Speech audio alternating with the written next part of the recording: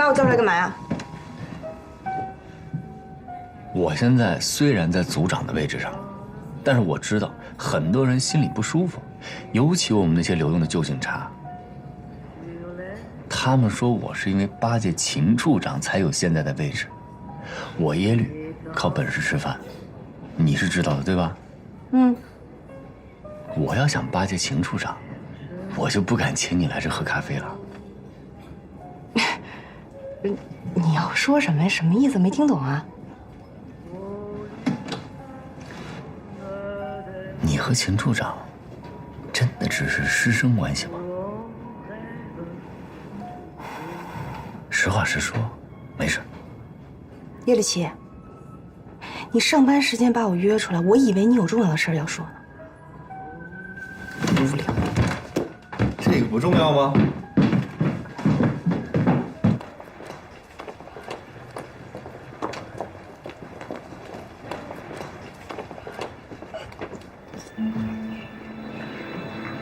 啊？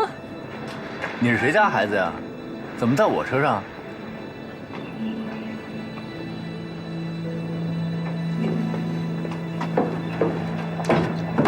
哎，这是谁家孩子啊？谁家的孩子在我车上？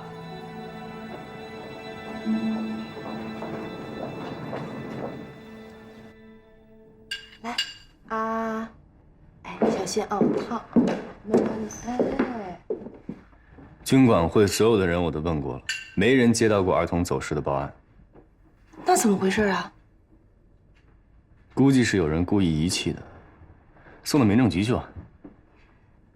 要不再等等吧，万一是走失的呢？就算是走失的，家长来认领就到民政局去领，咱们这又不是托儿所。那我喂完他吃饭，就把他送过去。行，一会儿我跟你一块儿去。我先去大虎那儿一趟。哦。来，咱们再吃点啊。啊，张嘴。哎，孙大虎，我限你12小时之内给我找到孩子，否则的话，你提头来见我。是。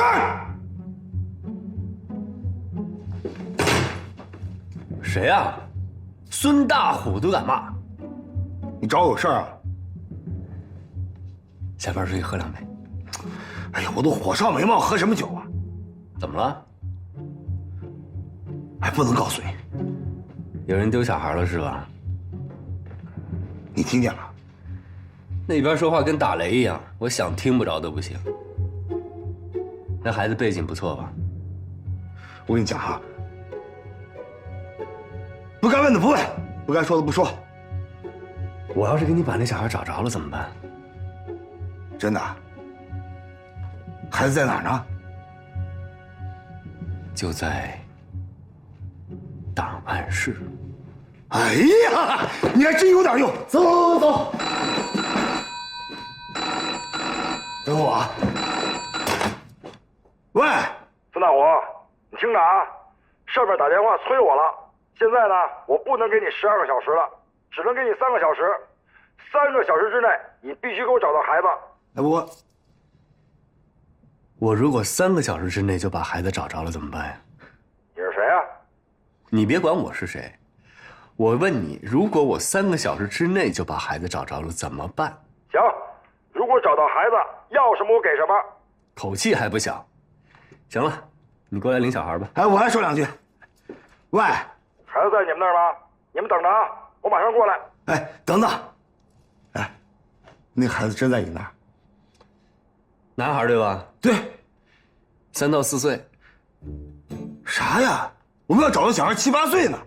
哎呀，错了，对不起。我在这不是听你说对不起的，你马上给我找到孩子。我告诉你啊，你还有2小时50分钟，如果找不到孩子，你必须提头来见我。您好，您是谁呀？这么大口气。你是干什么的呀？给老子报上名来。老子？你是谁老子呀？我还是你大爷呢！你给我站住！你给我惹大麻烦了！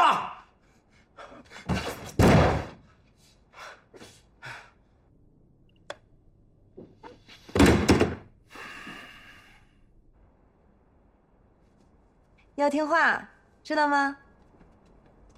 小雪还没回家？没呢，我等叶绿呢。哦，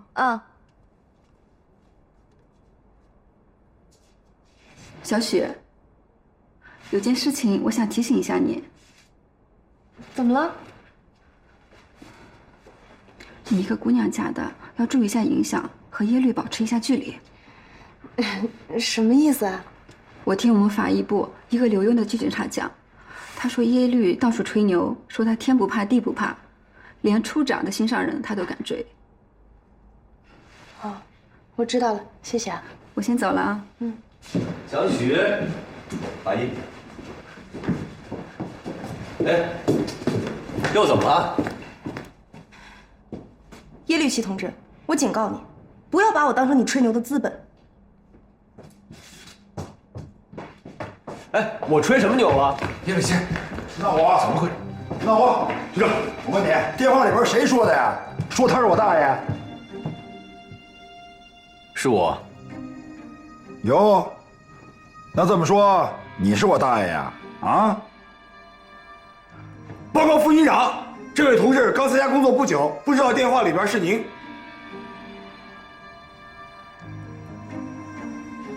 有机会再找你，这事没完，赶紧开会。你能说我，还不能说你了？那你说什么呢？我是说，不管是谁敢自称是我老子，我就是他大爷。哟呵，刺儿头啊！这小子有点性格啊。怎么着？他跟你们一块工作吗？报告副局长，他不在我们政保组工作。但是处理上上下下，办案属我内行。秦处长可以作证。是，有这么回事。那行，我看你是不是有真本事。你跟我们一块儿开会。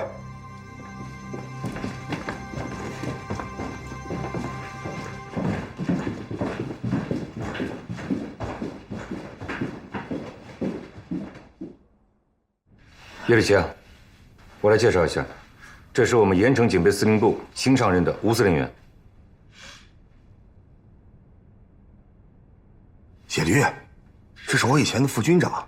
我知道，不就是送你去医院那位长官吗？那好吧，既然认识我，就不多介绍了。你跟我说说，多长时间能破案呢？我不知道。不知道。哎，你刚才不是挺牛的吗？怎么不知道啊？问题是我对这案子什么都不知道，我怎么知道什么时候能破案？司令员是这样，这个案子比较特殊，是我们政保组负责侦破。野驴，他的身份也比较特殊，所以没有参加这个案子。司令员，叶立奇是留用人员，他以前是个私家侦探，经常被旧警察局所雇佣。孙大虎，到！你跟我说说，你开摩托车跟谁学的呀？跟哈尔滨警察局的一个伪警察。你会柔道，柔道跟谁学的？跟日本的一个战俘啊。我没问题了，明白我的意思了吗？明白了。长官圣明。坐下吧。叶立奇，我现在正式给你介绍一下这个失踪孩子的家庭背景。说吧。这个孩子名字叫李家凯，男，7岁，失踪前是盐城一小的学生，他的祖父是盐城知名的开明人士，一直倾向于革命，在解放前曾经资助过多名中央领导去法国勤工俭学。孙组长，我对他爷爷是谁没兴趣，就算他爷爷是个要饭的，我也会花同样的力气找到他失踪的孙子，否则我就是他孙子。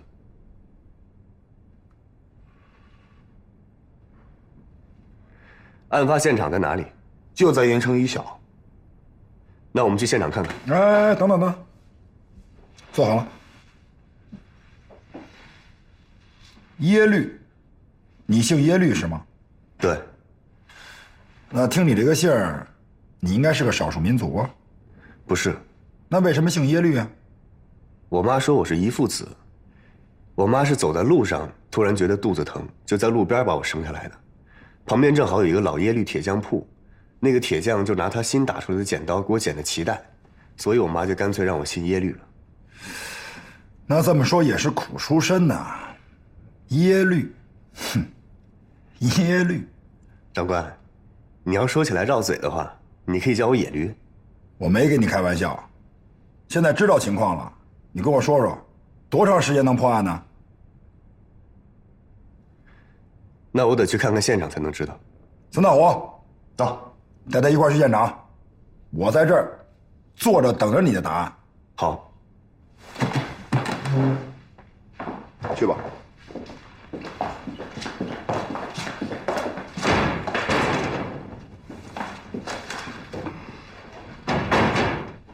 这小子狂而不躁，我感觉是个人才。是啊，他是我们处理刑侦方面的高手。刚刚被提拔为侦查小组第1组组长。哎，我觉得这个人让他对付小毛贼太可惜了，想办法把他调到孙大虎的手下，让他对付反革命。是，我们研究研究。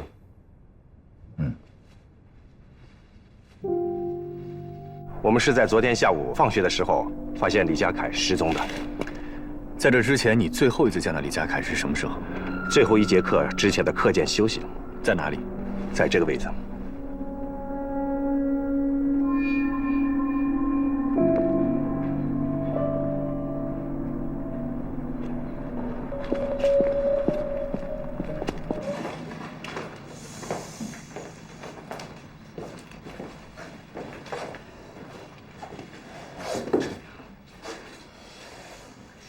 昨天下午，有谁见过李家凯？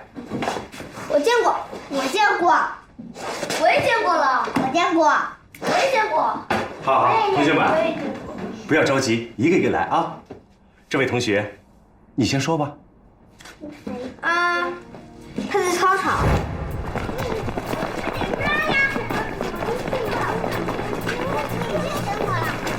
你看，李家凯又在吃独食了，吃独食肚子疼。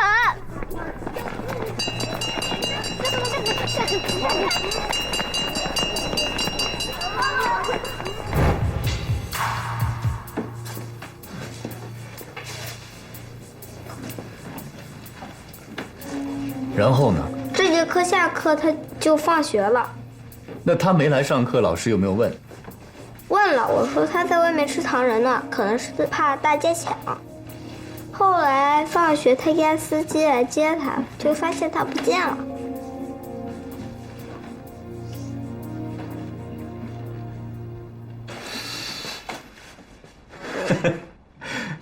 走，走，走。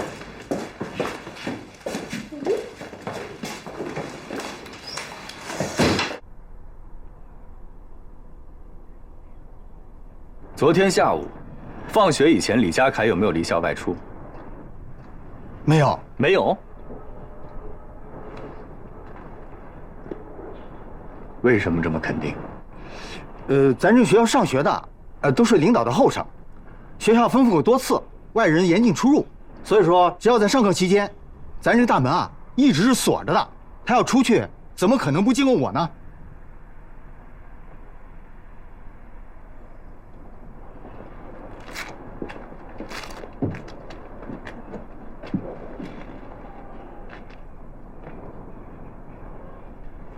那他会不会趁你不注意的时候翻墙出去了？这不可能。为什么？李家凯几门功课里体育最差，胆子最小。那他手里的糖人是从哪来的？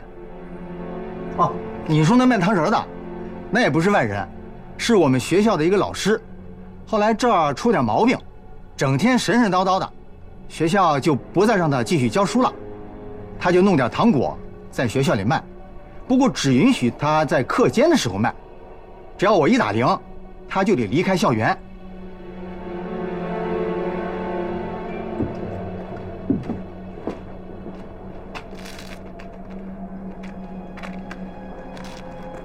你再仔细回忆一下，李家凯失踪前的课间，也就是昨天下午最后1节课的课间，那个卖糖人的是什么时候离开的？也是打铃之前离开的。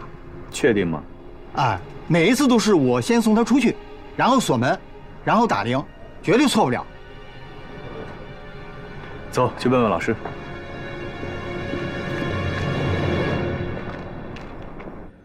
门口的大爷说的没错，我昨天看见齐老师，就是那个卖糖人的，他是先出了学校，然后铃声才响的。那你当时见到李家凯了吗？我看到了，我还提醒他下来进教室呢。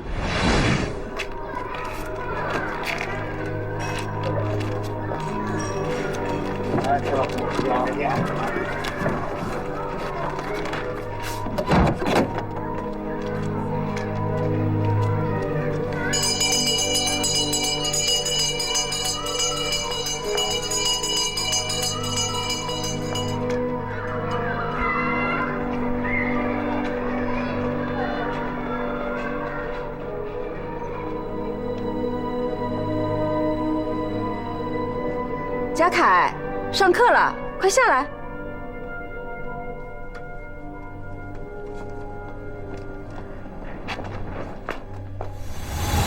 你回到教室以后没发现他没回来吗？我回教室前还回头望了他一眼，他还在慢吞吞地往下爬，我急着上课就没等他。谢谢。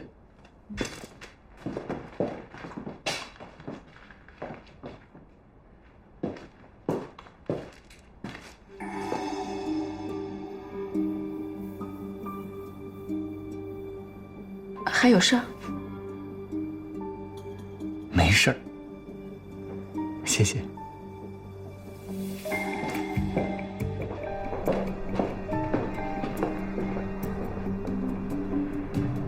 大虎，有没有发现什么奇怪的地方？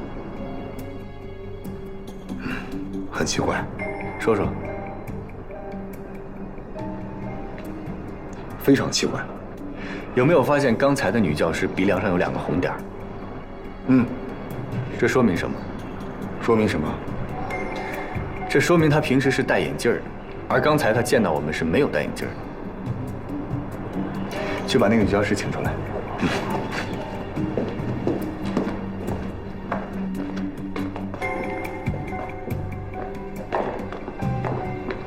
你叫什么名字啊？我叫小琴。小琴。你能爬到那个攀登架上吗？哎呀，这么厉害啊！好了，注意安全，手抓好，不要动，好吗？叶丽，老师你好。你好。想问一下，你最后一次见到李家凯，你是站在什么位置？好像是站在这个位置。那麻烦您过来一下好吗？好。学校里的学生你都认识吗？我都认识。那他是谁？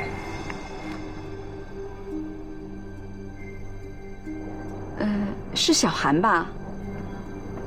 你再仔细看看。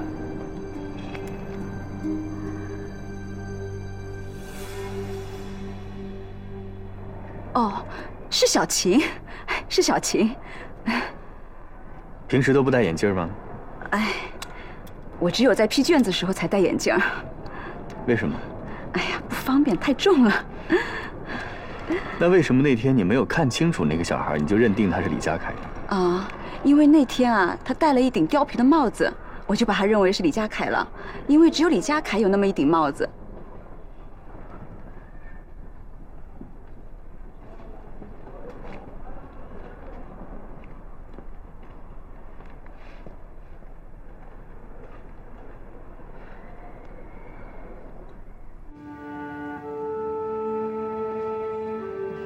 要听老师话啊！那我先走了，老师。路上慢点儿，辛苦您了。没事。再见。再见。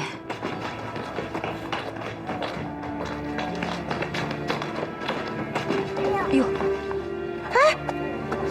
快起来！没事没事啊。有没有摔疼啊？疼不疼？不疼啊。哎呦，好，乖乖的听老师的话啊。好了。徐同志，你放心走吧。没事的。谢谢老师，再见。再见。听老师的话啊。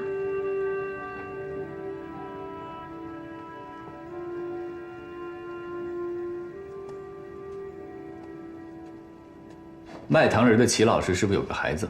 是啊，男孩。对呀，也是7岁左右。怎么，你认识齐老师啊？他卖糖人是不是推一辆小车？没错，车周围罩着布单。对对。那昨天他儿子有没有来过学校？他天天来。他不在学校念书吗？齐老师这个人呢，思维有点怪，他不让孩子上学，说在自己家教他念书。昨天下午他儿子是几点离开的学校？我还真没注意，他常来常往，挺老实一个孩子。听起来是不是很奇怪？很奇怪。走。大虎，你爬到墙头看一看，有没有小孩翻墙的痕迹？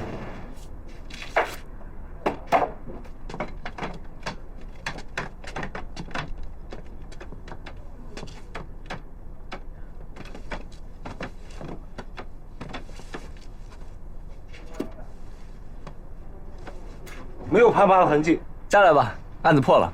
啊？咋破的？就是那个卖糖人的，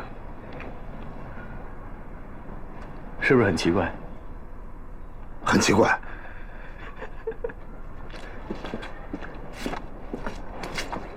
据我推理，这个案情应该是这样。乖，好吃啊！来，帮你擦一擦。哎。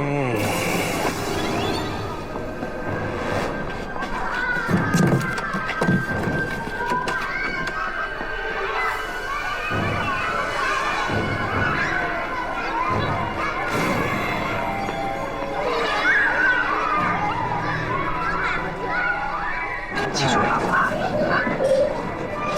来，拿这糖，快去！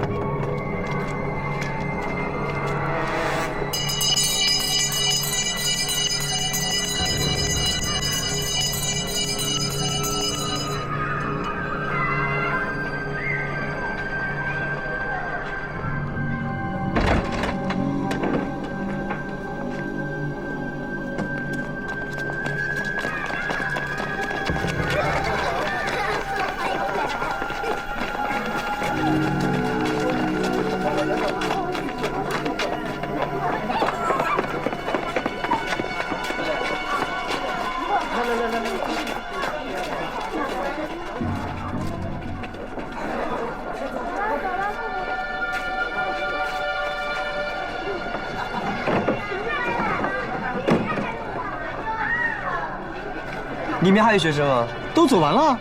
那李家凯呢？走。哎，听起来还挺合理的啊。只能是这个结果。那他们为什么要绑架李家凯啊？这个我不关心。报告，进来。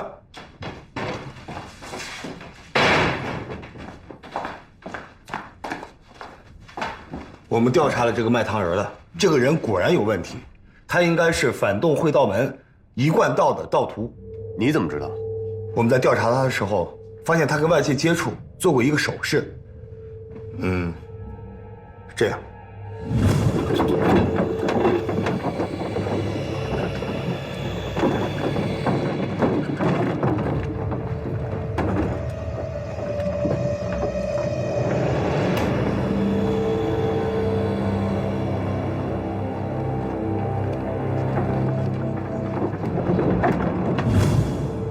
这手是什么意思？你一说，我想起来了，这应该就是会道门的手势，但是不是一贯道的，我不清楚。咱们可以从监狱里找一个关押的会道门分子问一问。不用了，绝对没错。这个手势在一贯道里边叫做合同，凡是要加入一贯道，就要接受点传师的点传。点传什么呢？所谓三宝：一点玄关，二交口诀，3交合同。这个手势就叫交合同，它的意味叫子亥相交，就是左手压住右手，左手不持刀是善手，意思是以善压恶。子亥相交呢，子亥在地支里边是一头一尾，象征着新旧交替，脱胎换骨，反正特别麻烦。这臭讲究还真不少。下一步你们打算怎么办？我们打算立刻逮捕这个卖糖人的。能够保证那个孩子的安全吗？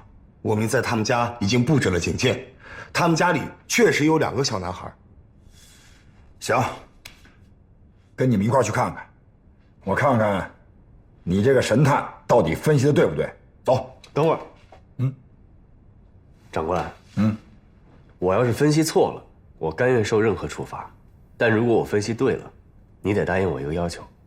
什么？以后不许在我面前称老子。我跟你说啊，你小子要把这个案子给破了，别说以后我不会在你面前称老子，你说你是我大爷的事儿，咱们也一笔勾销了。好，出发。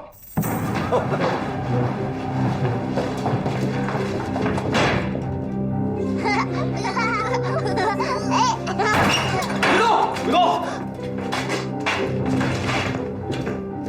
什么事？哎，坐这儿，别动。哎，同志，怎么了？别动。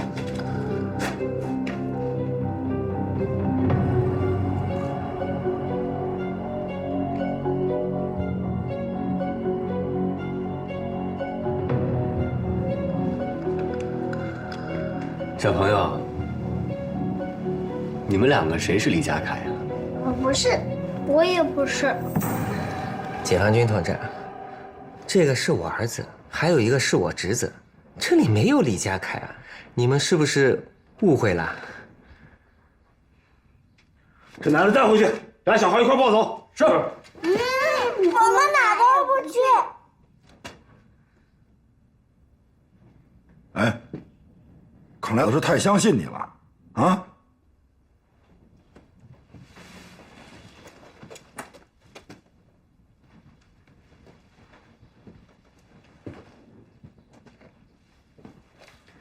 军长，别急啊，看戏总有个起承转合，好戏在后头。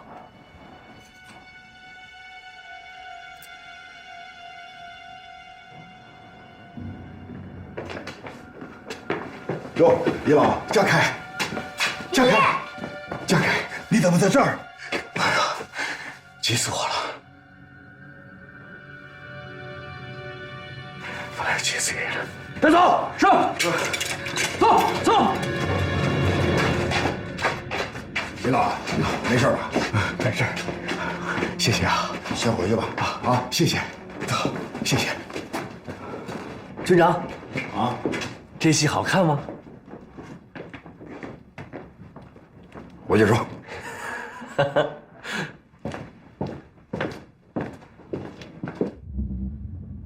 自从我们一贯道被政府打击以来，一片凋零，各地分坛总有人想充当中性之臣，想要扬名立万，关键是要找到一个有过人之能的人来做点传师接班。于是我想到了李家凯，因为以前我在学校教过书，知道这个孩子天资聪颖，过目不忘，是作为点传师必备的能力。那你是用什么方法，让这个孩子跟你配合，不承认自己是李家凯的呢？这个孩子不愿憋在家里读书，于是我就跟他说，我带他去周游世界。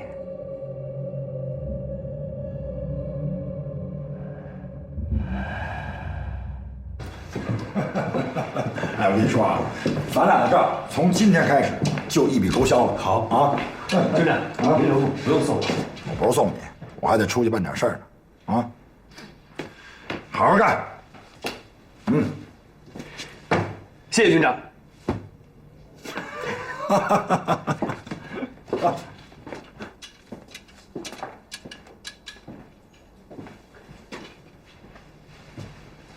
看来你也知道怎么敬礼啊？当然了。哎，刚才那个军长身上杀气好大呀！没有杀气怎么带兵打仗啊？我们全集团军10几万人，没有不服他的。哎呀，跟这样的领导干活痛快。你啥意思啊？跟我们干活你不痛快呗？我没说。哎，叶律，跟我出去一趟，我带你兜兜风去。走。好。哎，你们俩干什么？手里的活忙完了？快忙去吧。是。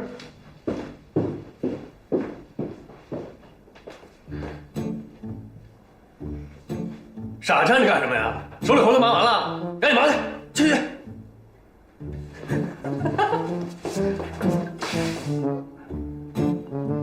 我说这个司令员什么意思啊？我们副军长爱惜人才，摆明了这是看上野驴了呗。好事。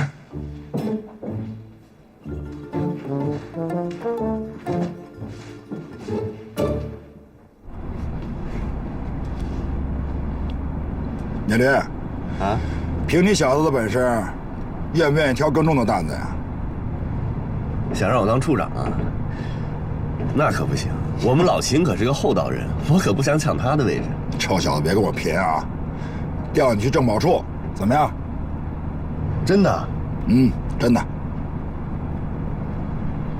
不过长官，你让驴推磨，还得给根胡萝卜吃呢。说吧，什么条件？我们处现在缺少交通工具，我们现在去现场都是靠2条腿。可以，我开的这辆车给你们了。真的？太好了！哎，胡萝卜给你们了，得给我好好推磨啊。不过1根还不行，得2根。还有什么条件？我想带个人。这人什么政治背景？那革命资历可比我深，解放前就加入地下党了。行，没问题。谢谢，谢谢长官。哎，我有一个条件啊。你说。回去以后呢，写一份入党申请书，我今天就要。明白。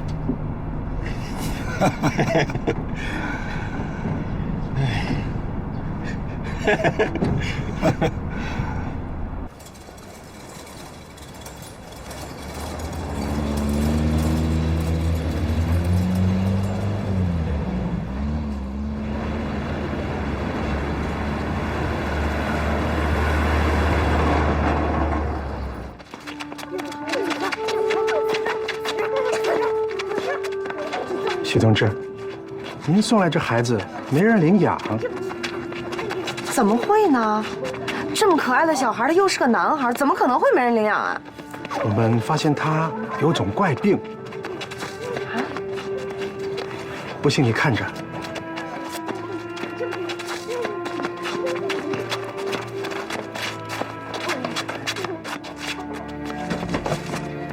看到吧？我们起先以为他是偶然摔倒，可是他平地走路都摔跟斗，而且有时候喝水都会呛着。那有没有看医生啊？去看了，几家医院都说有问题，可是都不能确诊。徐同志，您看，等我回去商量一下吧。好，谢谢。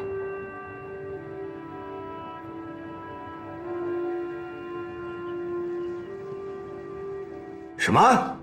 调到我们政保组来？我不同意。上午你不是还挺高兴的吗？野驴到其他组当组长我都不拦着，可是调到我们政保组，我就是不同意。这可是司令员亲自点的将。明天我去找司令员。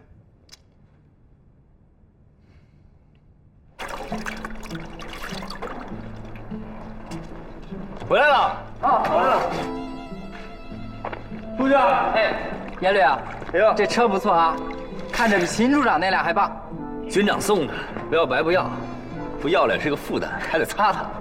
行，那你先忙着啊。好嘞。回来了。啊，好来了，哟呵，车不错啊。哎呀，这个负担呀还得擦擦，军长送啊，军长送给你擦。对，挺好挺好。怎么样啊？挺好挺好。我们要回去了。好，走。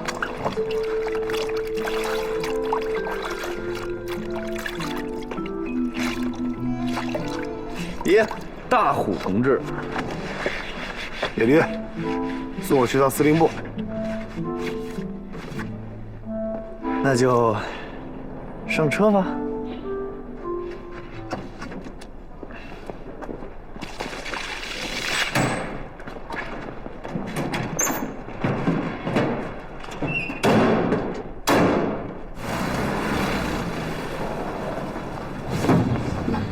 我去交下证件。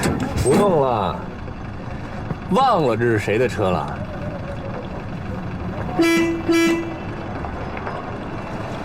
开门。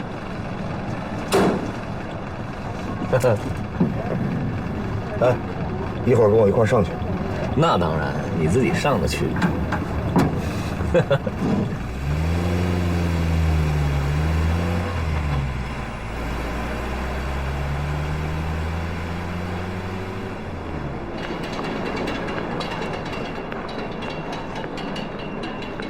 副局长，我认为耶律区同志不适合在我们政保组工作，请你收回你的任命。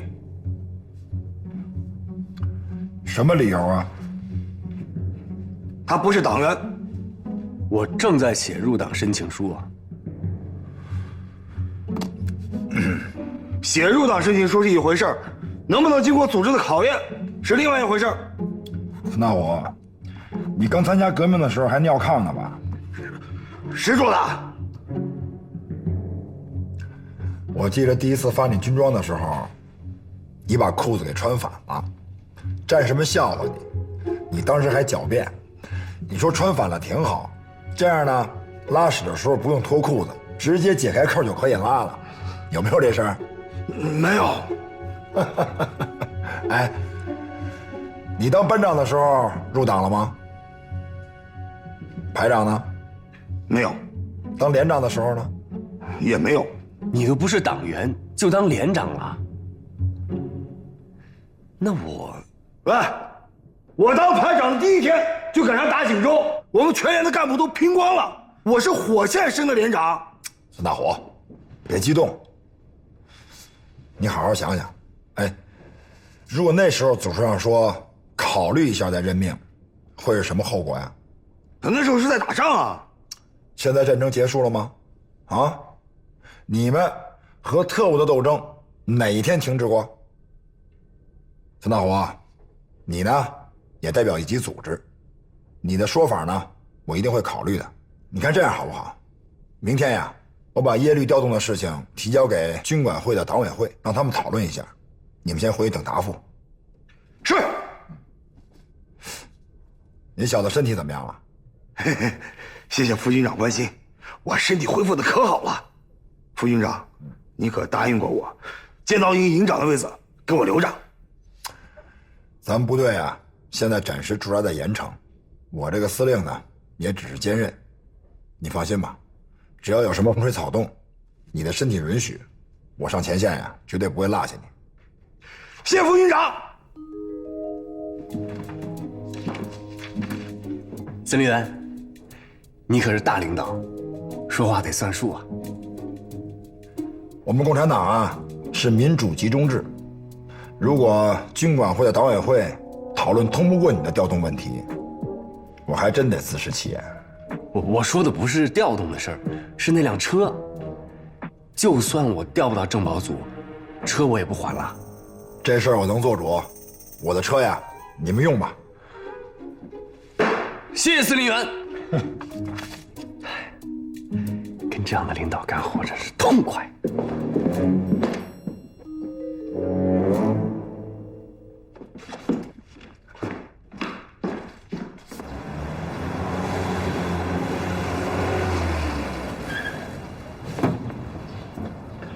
你说什么？我说我反对你调动，是出于对党负责，也是对你负责。希望你不要有什么想法。你以为我想在你底下干呀？哼，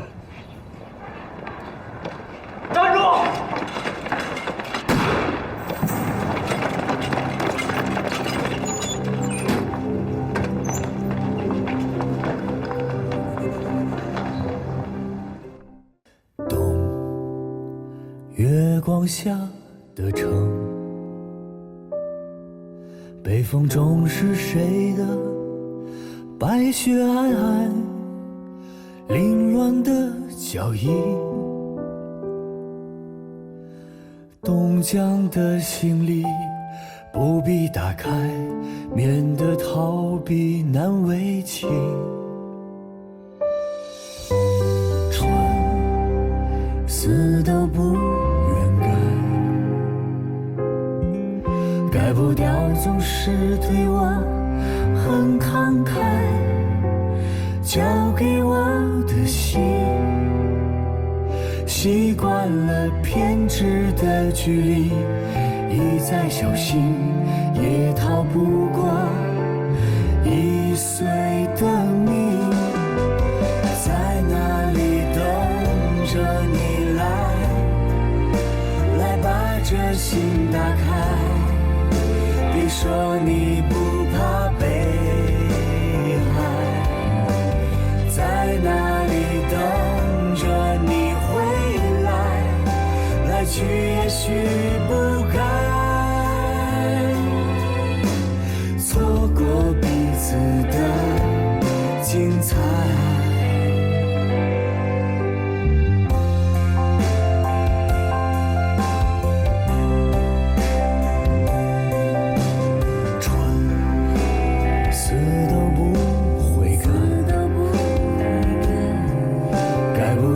总是对你很慷慨，交给你的心，天真的跑进风里，不再小心，一路上逆风而行。在哪里等着你来，来把这心打开，别说你不愿被爱。在哪里等着你回来，来去也许不该错过彼此的精彩。在哪里等着你来，来把这心打开，别说你不愿被爱。在哪里等着你回来，来去也许不该错过彼此的精彩。